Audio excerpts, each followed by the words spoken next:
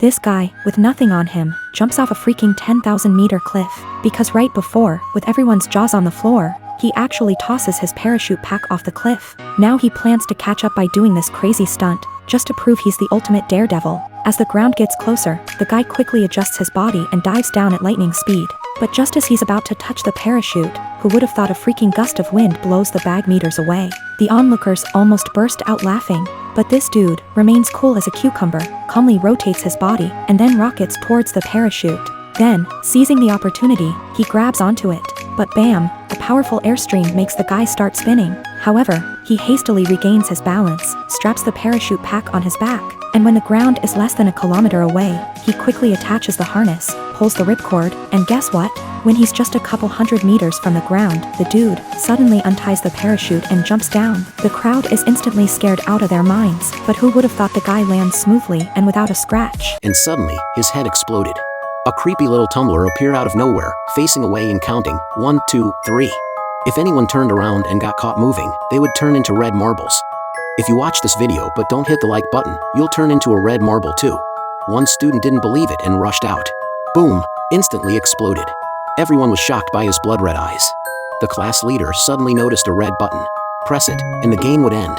Another student tried to rush and end it, but a bit too slow. A girl screamed in terror, like the 5th emoji on your phone, and turned into countless red marbles. After careful observation, they saw a death timer behind the statue. And the classroom now only had the class leader and Tang San, with 30 seconds left. In a critical moment, Tang San stepped on the class leader's shoulder and pressed the button in the last second. But still, the class leader died in front of Tang San. It turns out only the one who successfully pressed the button could get a get-out-of-death-free card. This cat actually made an international friendly gesture. While Cindy was surprised, it suddenly leaped over and pinned her down. Cindy pushed it away. Just as it was about to attack again, Cindy quickly apologized, saying she shouldn't have used its litter. The cat was utterly furious. It smashed a bottle and cursed at her, then knocked Cindy to the ground. Cindy managed to pin it beneath her, but it still kicked her away, sprinkling her with cat litter, and then used a stool to smack her down. It leaped onto the cabinet and started cursing again. Cindy couldn't take it anymore. She delivered a right hook to its face, and the cat responded with a left hook. Cindy threw another right hook. The cat directly punched her down. Realizing she was weaker, Cindy stood up and insulted it, calling it a eunuch. The cat couldn't bear such humiliation. It landed a punch that nearly sent Cindy's skull flying. While she was still dazed, the cat summoned all its strength and finally knocked Cindy out completely. In shampoo commercials, the actress doesn't actually strip. She wears a tight flesh-colored outfit, showing her shoulders without any flaws. The director wants her to act like a content housewife enjoying a bath, but Belinda lacks experience, and no matter what she does, it looks fake. The director keeps yelling cut, one more time, and she washes her hair over and over again. She's so frustrated that she snaps at the director. He advises her to put herself in a homewife's shoes and imagine being one. Finally, she gets into character, showing the expression of winning $1 million prize. Suddenly, something magical happens. The shampoo starts glowing with golden light. Belinda opens her eyes and finds herself in a small bathroom cluttered with props, and there are 4 bathrobes hanging behind the door. She takes one and smells it, surprised to find that it's her own scent. She quickly puts it on and cautiously opens the door. 2 kids run past her, and a man sits on the sofa playing games. As soon as he sees her, he says, "Honey, why did you take so long?" After this woman finishes her bath, she opens the door and yells the director's name down the stairs. The guy forcefully pulls her back inside. In Turkey, isn't she crazy to go out like that, showing her body to others? The man claims to be her husband and says Belinda is not only his wife, but also the mother of their 2 kids. Belinda can't believe it and rushes out, wearing a dress, and hops into a cab, heading to her boyfriend James's place. As soon as she gets inside, she can't feel more released. She takes off her coat, jumps onto the sofa, and wants to crash. James is confused, asking who she is. Belinda is about to get angry, while she sees her best friend Lily with her pajama. Thinking she's been betrayed, she grabs her clothes and goes back to the taxi. She asks the driver to take her to the bar where her friends hang out, where she immediately asks if they know about James and Lily being together. The man says, everyone who watch news should know.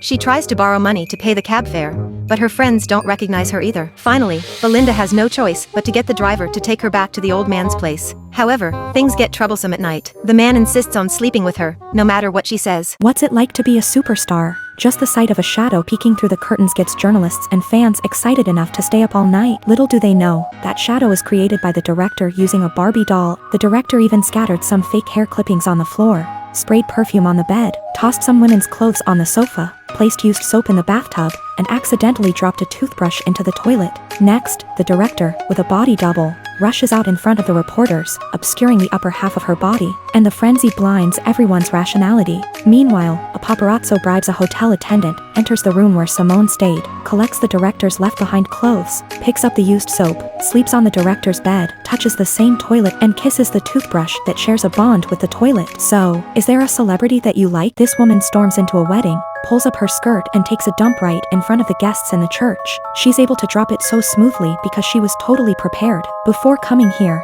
she ate a bunch of burgers and even chugged laxatives. But why the heck would she do such an awful thing? And why does she look so happy?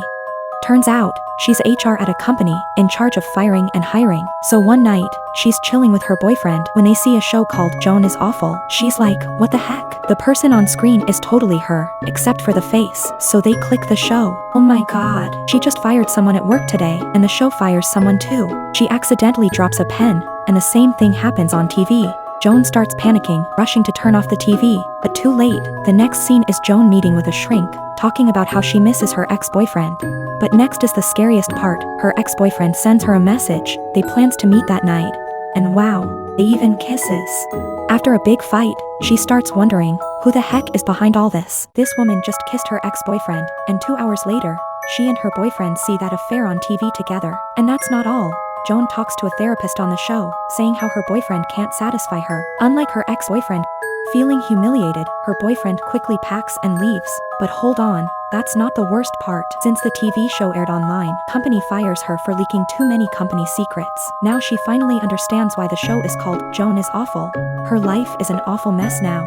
Next day, Joan consults a lawyer to sue the TV company, claiming a violation of her privacy rights. But the lawyer says she can't because when Joan registered for that TV app, she agreed to all the terms, including allowing the invasion of her life. Then Joan thinks about the actress, but the lawyer informs her that the show was entirely generated by AI, and the actress is innocent.